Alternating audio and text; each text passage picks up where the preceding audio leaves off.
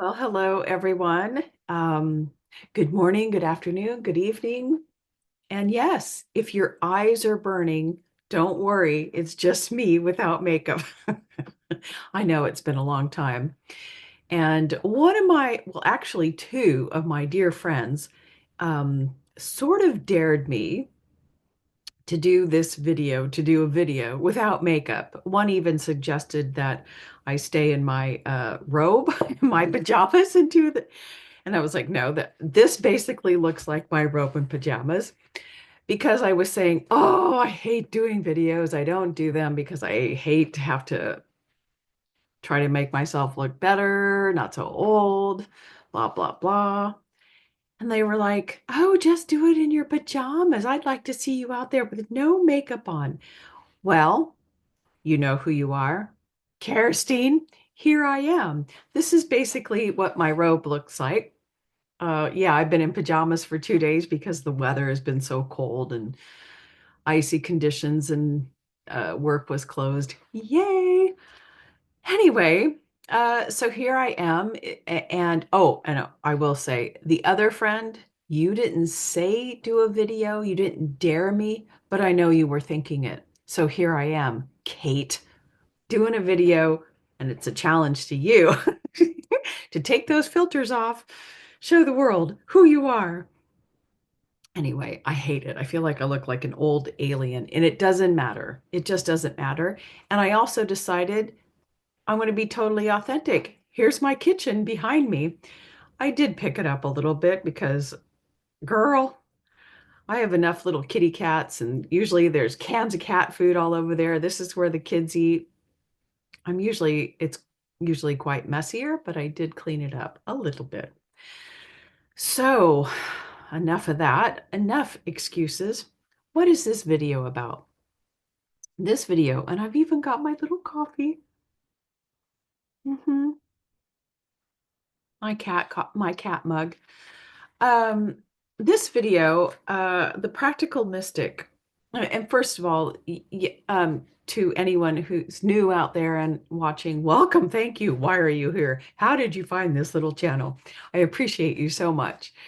Um, yeah, I've been doing personal shares for about, I don't know, 5 years, 5 or 6 years. I don't know how long, 5 years or so. Kind of chronic,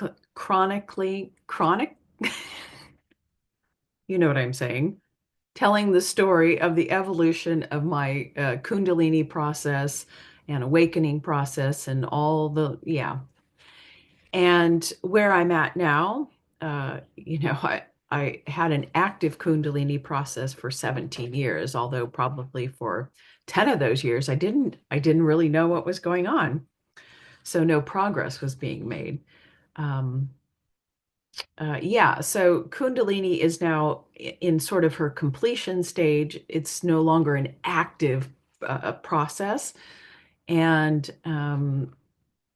some awakenings have occurred here, this body, this whatever, and yeah, so I was to the point.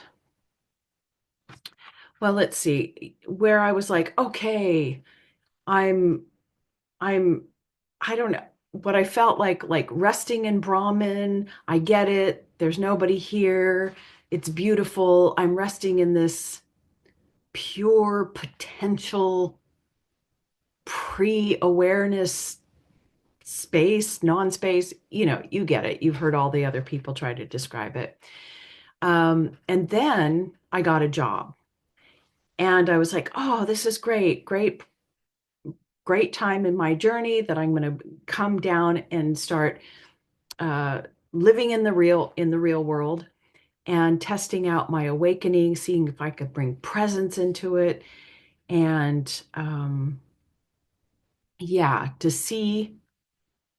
Stupid Zoom thinks I'm raising my hand. Okay, I'm going to lower my hand now, and to see how well I could integrate all of the spiritual wisdom into everyday life. Boy, did I choose like the wrong job. No. Anyway, I started working in a coffee house. There was so much drama. It's been about 9 months since I started there. So much drama and so so overstimulating to the physical body and the mind, and just really physically and emotionally draining working circumstances that so, so that I ended up like when I would come home and not be at work. First of all, I would be just so physically drained and sick. I couldn't do anything because it was taking everything out of me. So, one thing I want to say is this is now I completely understand why the lineage of Kundalini Vidya, or probably any lineage that talks about Kundalini and the process and the completion and after awakening, that you really need to live a sattvic life, a very peaceful, kind of easygoing life, because the stimulus and the demands of kind of a very stressful job is too much for your system to take. It just absolutely drains you. Yeah. And it distracts your mind completely if you're not, fully integrated, and I am certainly not. So that was showing me, wow, because when your body is too tired and overstimulated, you cannot hold consciousness. Uh, I saw that so clearly in myself. I was like a walking zombie. I can feel consciousness like pulling out of my body, resting up here. I couldn't get to it, and I was like, I'm like a walking zombie. I'm reacting, blah blah blah. I couldn't hold I couldn't hold the awakening and the expanded awareness. That's a Brahmin in the back. Yeah, I couldn't in a tired body. So really, I understand what they mean by having this very balanced sattvic life to sustain and help progress in your awakening journey. But I will say, the good thing about the drama of the job is, boy, did it bring up all the little naughty things that are still stuck in my ego, all the reactive, all the hurt parts of myself. And I could see very clearly, yeah, what still needed to be healed. And oh my God, Ramen never jumps up on the counter. This is embarrassing. He never does this. It's probably because I just cleaned off the counter. I'm going to let it ride. Don't worry, I clean the counter. Um, wow. I could promise you he never does that. He just wants to be seen. This is Brahmin, of course. Um, yeah, so, in between this exhaustion and then coming home and then maybe recuperating a little bit, I could see that all of my darn cat, um, all of my awareness was resting in this place, like way up here. It was like the last 9 months, I was either here in the practical world or the relative world and being overstimulated and totally unconscious and reacting and exhausted, or when I would finally feel rested enough, I would be way up here in this space of pure potential behind awareness, that great nothingness, nothing to do. And that's a great place to be. You're completely non-attached about what's going on. And I'll tell you what I learned is that I was just sitting there, and it just kind of like dawned on me because I was kind of contemplating my behavior um, in the coffee house and how I was feeling. And I could just suddenly, it was so clear to me, viewing myself, my entire beingness here from that higher position, how non-personal and uncaring that place of pure potential is. And it was like, and I was like, it does not care a shit about what's going on here. It is merely a witness, and it has no care of what's happening. And that released a lot of the burden, because I knew that was me, and this is just a temporary thing. It's just a happening. I get it. Um, so where was I going with this? So So what I finally realized, oh yeah. And so this resting in this pure potential, and I was like, what is going wrong?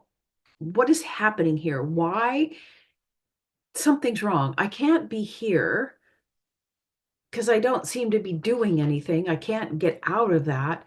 And here is too much. It's exhausting me. It's not where I want to be. I'm causing division in this place of work because I'm so out of alignment of where my soul, my heart needs to be. Even though over here, I don't really know where my heart and soul wants to be. They're just, it's not happening. And yeah, and what confirmed it is I was in the kitchen probably getting my coffee and just had an interview. I think it was Greg Braden in the background. And he said something like, yeah, that place of pure potential is so heavy, it does nothing.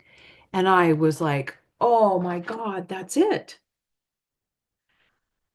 I really can't. This is the place of mystics where they're resting in this pure field of potential and they're, sitting there doing satsangs. I mean, that's great for everybody else and they're doing their thing and they're divine messenger. That's not my journey, I guess. And that's what I was feeling with my identification resting up here. He was right. I felt that heaviness. Gosh darn it, these Zoom and the thumb. Will you stop? Oh, maybe the universe is giving me the thumbs up. Um, it was so heavy that I could not get anything going because it was potential, right? I realized that that space needed a relative object, me, lower mind, or higher, lower mind, the soul, to initiate something to make that active and to make it engaged. Does that make sense? And so this is what set me on the journey. I was like, okay, finally, because I am a Gene Keys ambassador, and we have all been waiting for like 7 or 8 years for the star pearl to come out. I said, this is what I need to do. I need to come down off the mountain. I need to get out of the ditch, and I need to merge the practical and the mystic. So, practical mystic and just kind of become a normal spiritual journeyer again and dive into the star pearl. Let the star pearl, let's play the game, let's do the story, let's contemplate the vocation, the culture, the brand, the creativity, and that's where my journey is now. So the point of this video is just saying, yeah, this, you know, in the before times, yes, it was all practical, practical, practical. And then we had the mystics that were on the cushion and they're way out there. But as Theosophy says, and also Richard with his New Human prophecy, this is it. We have to integrate the beingness with the doingness, the practical mystic. This is what the Theosophy calls it, practical mystic, where you take an active, individualized role in manifesting and creating and instead of just kind of being you're always kind of being just led by pure beingness, the universe to like move you along, but here you also add the element of generating the correct feelings, kind of manifesting it the way you feel or want. Does that make sense? Yeah, I know it does. Anyway, so that's my journey now. I have started the Star Pearl and I'm engaging with others that are doing the same thing. And I feel so much happier and happy. Remember, happy is the 22, which is about expanding, evolving, sharing with others. Yeah, working on ourselves. So, yeah, I'm finding a lot more happiness, although I also haven't been working as much, so that makes me happy. Um, and also, I think yeah, I'm just constantly asking the universe, like, what can I do to serve the all for the betterment of the all? I don't know that answer yet. I don't think this is entirely it. Um, my vocation is Gene Key 13 for any Gene Keyers out there, and it's all about discernment is the gift and empathy is the city. And I do think in these videos I do offer a bit of discernment about, well, is it this? Is it that? Yes. So yeah, I'm working on that and enjoying the discovery. And actually, 2 days ago in meditation, I think I had a confirmation um, because really, all the gene keys are about the heart, but Gene Key 13 is about listening through the heart or the body. And I was like really practicing it and blah, blah, blah. And I saw this in meditation. It was just a confirmation that I'm like doing good. Okay, Zoom, you can give me the thumbs up now. Um, yeah, I saw this beautiful emerald green for the first time, and I would assume that that's the heart chakra or yeah, that dimensional energy, which is beautiful. It was just beautiful. I could tell. I knew what it was. And then a cobra came to me and totally embodied me. Like I was not making it up. It wasn't like an imagination. And it just came in and started at the bottom. Now, of course, Cobra can be related to Kundalini, but I've already had that journey. But I did know it was Kundalini, but like a more, rather than just the serpent, the snake, it was a cobra. And it felt like she was saying, and it felt, was my first thought that, oh, I am fully integrating Kundalini at this time, but in a more powerful way. She started at my base and then went up my spine. I mean, unfolding herself or itself up my spine. And then the cobra with the wings, I could feel it. And even after meditation, like I can still feel that energy. And the energy came with it. It was like kind of intense pressure energy coming in. And I thought, oh, you're telling me that I'm in going in the right direction. And because, when you embody your true vocation or dharma, Richard talks about how it really stabilizes the spine. And I thought, oh, this is it. I'm beginning to get my power back. I'm empowering myself. I'm on the right track. I'm getting more in alignment. Yeah, so that was a nice confirmation. And yeah, we'll see what happens next. I do have some ideas in mind that I might share in the next video or two. But yeah, that's that's my update. I'm sorry it takes me so long to get to the point, but yeah, I don't think it's practical, and it's just where the evolution of consciousness is going, right? The new human is not going to be is not meant to be, an awakened human where their awareness or attention or identification is stuck in the no self, pure potential, blah de blah. We're here to be practical mystics, and take an active role in creating the world that we want, but we want because the whole is telling us it's in alignment with the whole, if that makes sense. Okay, that's all for now. Bye bye.